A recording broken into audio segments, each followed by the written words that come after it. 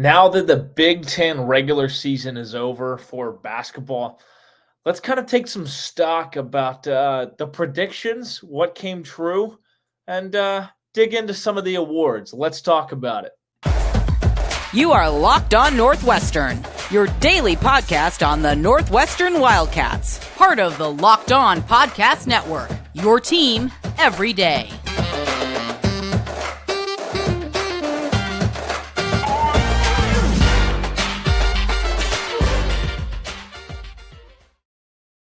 Hey everybody, and welcome in. This is Locked On Northwestern, part of the Locked On Podcast Network, your team every day. I'm your host, Carter Bird, and thank you for making Locked On Northwestern your first listen every single day. We really appreciate it. We're available wherever you get podcasts, Apple Podcasts, Spotify, wherever. We're also on YouTube. Just search Locked On Northwestern. You can find us there. Wherever you're listening, make sure you are subscribed and you turn on notifications because you don't want to miss out on all these episodes that we have going on, especially as March Madness gets heated up here. Big Ten tournament this week, Selection Sunday on Sunday, a lot of exciting stuff going on.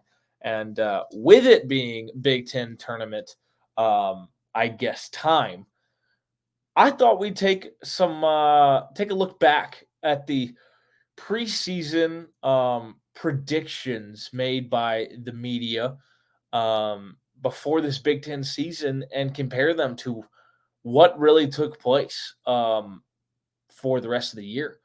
Because I think it's been a really fascinating year in the Big Ten. We know that there's so many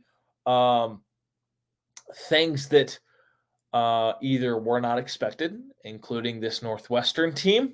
But I thought it'd be really fun to kind of look back at what was predicted and what came true. And I think we got to start with the media poll, the preseason prediction poll, and kind of flesh it out 1 through 14 and take a look at how the league actually finished and compare the two. So the media voted in the preseason about who would finish where.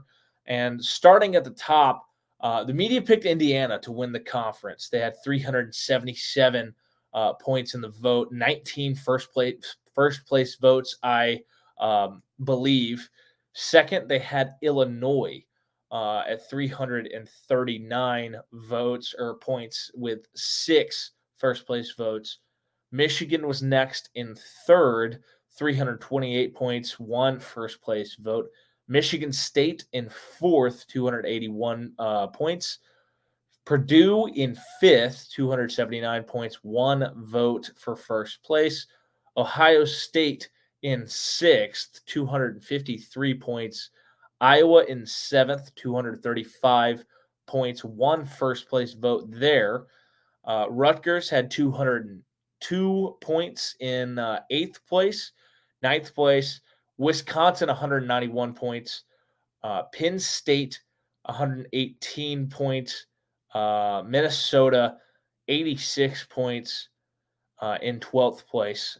Northwestern in 13th place with 56 points. And finally, Nebraska in 14th place with 42 points. Now, we know how this season played out. We know that is not how these teams finished. And when we look at the actual finish, it looks something like this. In first, there was Purdue, then Northwestern in second, Indiana in third, Michigan State in fourth, Iowa in fifth, Maryland in sixth, Illinois in seventh, Michigan in eighth, Rutgers in ninth, Penn State in 10th, Nebraska in 11th, Wisconsin in 12th, Ohio State in 13th, and Minnesota in 14th. So when you look at the preseason predictions and you look at what actually happened, I'm pretty sure at first glance of this, I think the only one that got absolutely just nailed, like just the media pegged it 100%, was Michigan State in fourth. That is, it looks like the only one that ended up exactly where the media predicted.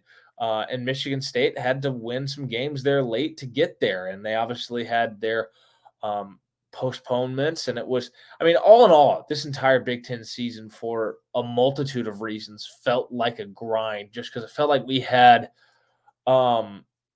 it felt like a race where different teams had these like stoppages or detours, and things got held up for a little while.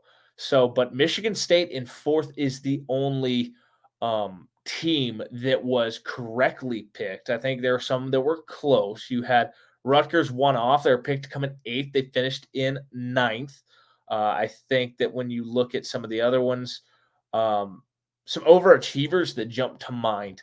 Well, obviously, the surprise of Big Ten conference play this year is Northwestern, picked to come in 13th, going into the Big Ten tournament with the 2 seed. And a large portion of that is because they went and got wins against Purdue. They swept Indiana. They beat Michigan State. They beat Iowa once. They split with Illinois. They split with Rutgers. And you look up and down that list, they swept Wisconsin, split with Ohio State. They just found ways to kind of rally off some wins, and it really was impressive. Purdue was picked to come in fifth. They ended up in first. That's pretty impressive with the way that they were able to, with the way everybody kind of picked Indiana and Illinois to be at the top of this league. We obviously know what Purdue and Zach Edey did, how dominant they were, especially for the first half of Big Ten play. It got a little more interesting down the stretch. They lost some games, and they may not be playing their best ball going into postseason play. Your biggest, I guess, underachievers are Ohio State and Wisconsin. Ohio State was picked in sixth, and they finished in 13th. I know they had some injury stuff happen, but I think everybody basically did when you look up and down the league. You have Wisconsin, who was picked to come in ninth. They came in 12th. Both of those teams underachieved. And, you had it made some room for teams like Penn State to overachieve by one spot, kind of like that Rutgers team. I think Michigan underachieved pretty decently too, with everybody expecting that team with the talent on it and Hunter Dickinson back. I think they expected them to be a lot better than they were, and they're fighting for their tournament life this week, their NCAA tournament life, and it's going to be important for them to win some games. They're going to have to win a bunch of games in Chicago this week.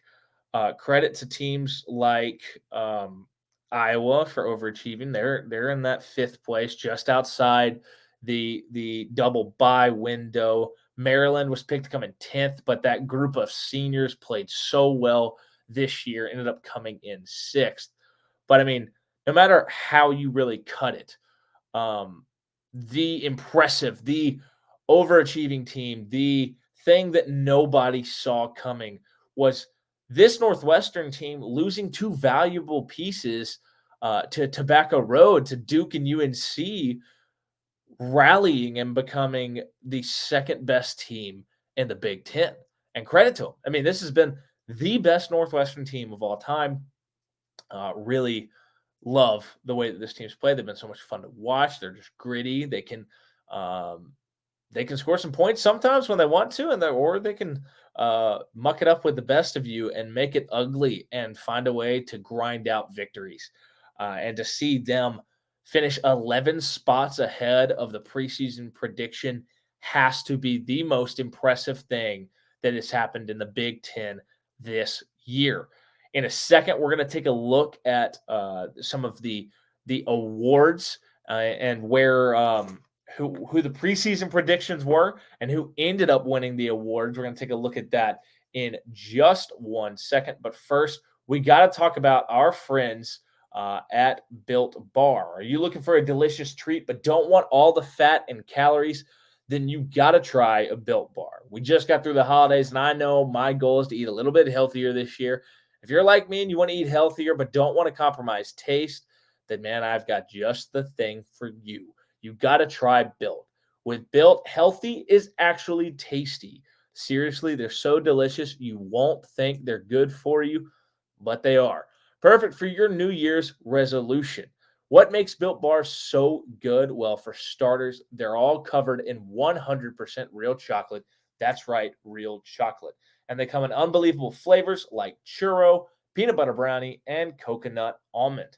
I'm not sure exactly how Built does it, but these bars taste like a candy bar while maintaining amazing macros. And what's even better is that they're healthy. Only 130 calories, 4 grams of sugar, with a whopping 17 grams of protein. And now you don't need to wait around to get a box. For years, we've been talking about ordering your Built bars at built.com. Now, you can get them at your local Walmart or Sam's Club. That's right. Head to your nearest Walmart today, walk to the pharmacy section, and grab yourself a box of Built bars. You can pick up a 4-bar box of cookies and cream, double chocolate, or coconut puffs. Or if you're at your Sam's Club, run in and grab yourself a 13-bar box with our hit flavors, brownie batter, and churro. You can thank me later. Just go out there and get you some of those Built bars. Also, thanks again for making Locked On Northwestern your first listen every day. Make sure you check out our brand new podcast, Locked On College Basketball. Everything you need to know about college basketball in one place. Plus, hear from big name experts, insiders, coaches, and players. Locked On College Basketball, available on YouTube and wherever you get your podcast. All right, let's dive into this. The preseason predictions for we're going to go the player of the year, freshman of the year, all that good stuff, and what they ended up being. We're going to start with player of the year. The vote was close, but Hunter Dickinson of Michigan, the center, edged out Trace Jackson Davis 14 votes to 13 as he was the preseason pick for player of the year in the Big Ten. Freshman of the year, the pick was Jalen Hood-Schifino of Indiana, the guard. He had 16 votes as he was the runaway favorite for freshman of the year. I don't think the Big Ten has announced a transfer of the year award, but Terrence Shannon Jr. of Illinois was tabbed for that selection. First team All Big Ten. It was it was an interesting list because you had Hunter Dickinson and Trace Jackson Davis. No surprise. They finished 1-2 in player of the year voting. Both were unanimous selections for first team All Big Ten. Zach Edey, the Purdue center, he was also on the list. Chris Murray, the Iowa guard, was on the list. And Cliff Amori, he made the list as well as 4 centers made first team All Big Ten in the preseason. Second team All Big Ten, Terrence Shannon Jr., Jamison Battle, the Minnesota forward, Xavier Johnson, the Indiana guard who dealt with injuries this year, Chucky Hepburn, the Wisconsin guard, and Tyler Wall, the Wisconsin forward. You would think with Wisconsin having a couple guys on the preseason second team list, maybe would have had a better year than they did, but they obviously struggled. 18 players received votes for the All Big Ten team. Some notables are Jalen Pickett, the Penn State guard, one of the finalists for the Bob Cousy Award, I do believe, for the nation's best point guard. And with him as a finalist for that award, Boo Buie, he got 1 vote. The Northwestern guard, Jalen Pickett, got 11 votes. That is 11 votes is 3 shy of Tyler Wall, who was the last pick for second team All Big Ten. So Jalen Pickett, not far outside that group. Boo Buie had just 1 vote. So he was not really considered for any of the preseason Big Ten teams. Matthew Mayer, 9 votes, the Illinois guard. He was relatively close. And then Jameer Young, the Maryland guard, he received 2 votes, so twice as many as Boo Buie. But those guys were your selections, and then your vote getters, your notable vote getters for All Big Ten team. Then today, actually, I was in the process of making this show, and then all of the awards came out, and I had to kind of delay it and take stock of what all happened and take some notes on that. So the Big Ten today released the coaches and the media vote for all Big Ten. We're going to start with first team all Big Ten. Coaches, here are the 5 that they chose. Terrence Shannon Jr., who was picked second team in the preseason. He was first team with Trace Jackson Davis. No surprise there. Chris Murray, Jalen Pickett, and Zach Edey. I think Zach Edey and Trace Jackson Davis were unanimous picks for the first team all Big Ten, the coaches team. The media picked Trace Jackson Davis, Chris Murray, Zach Edey, Jalen Pickett. Those 4 were all unanimous selections. Then Hunter Dickinson made the list as well. And Boo Buie was your 6th name on that list. As good for Boo Buie. He deserved it. He deserved the recognition for the season that he had. Second team all Big Ten. You had Jameer Young on the coaches team, Hunter Dickinson, Tyson Walker, the Michigan State guard, Derek Walker, the Nebraska forward, Boo Buie, Chase Audige, both Northwestern guards made the second team coaches all Big Ten team. In the media, Terrence Shannon Jr. So he did not make the media team, he did not make the media's first team, but he made the media's second team. Jalen Hood-Schifino, the Indiana guard, the freshman, Jameer Young, Tyson Walker, and Cliff Amori rounds out your media second team all Big Ten. Third team, the coaches, they picked Matthew Mayer, the Illinois guard, Jalen Hood-Schifino, Kobe Buffkin, the Michigan guard, Jet Howard, the Michigan guard, and Cliff Amori. The media picked Matthew Mayer. Chase Audige makes an appearance there for Northwestern, so he's third team media all Big Ten. Philip Rebracha, the Iowa forward, AJ Hogard, the Michigan State guard, and Bryce Sensabaugh, the Ohio State forward, round out the media team. Big Ten Player of the Year, no surprise here, Zach Edey, the Purdue center, comes. I think he ran away with that award, honestly. Defensive Players of the Year, there were 2 of them. It was Chase Audige and Caleb McConnell, the Rutgers guard, sharing that honor for Defensive Players of the Year. Freshman of the Year, the media got it right in the preseason. Jalen Hood-Schifino, he won Freshman of the Year.